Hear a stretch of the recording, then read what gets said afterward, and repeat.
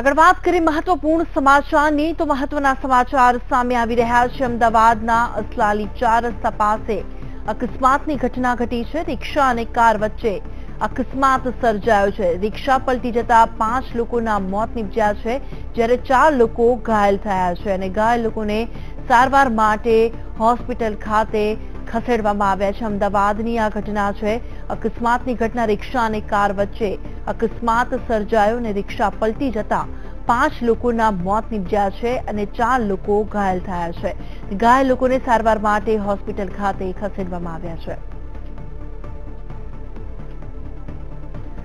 મયુર મેવાડા જોડાઈ ગયા છે અમારી સાથે। મયુર, જણાવશો કે અમદાવાદમાં જે ગમખ્વાર અકસ્માતની ઘટના ઘટી છે, શું કહેશો તેને લઈને આપ?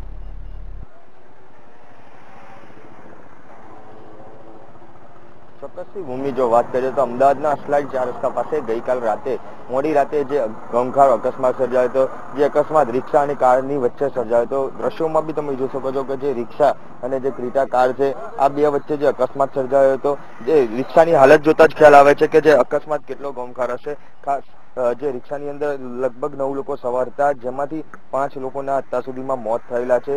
જેમાં ઘટના સ્થળ પર 2 લોકોના મોત થયા હતા અને અન્ય 3 લોકો જે પીએસ હોસ્પિટલમાં સારવાર અર્થે હતા તે સમયે મોત થયું હતું।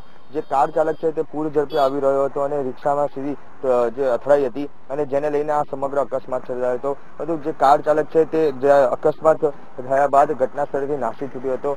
હાલ આ સમગ્ર બાબતે જે અસલાલી પોલીસ છે તે અત્યારે હાલ જે કાર ચાલક છે તેની તપાસ કરી રહી છે, શોધખોળ કરી રહી છે। તદુપરાંત અન્ય જે 3 લોકો જે છે, 4 લોકો, તે 4 લોકોની અત્યારે વીએસ હોસ્પિટલમાં સારવાર ચાલી રહી છે। ભૂમિ, બિલકુલ મયુર, ખૂબ ખૂબ આભાર માહિતી આપવા માટે।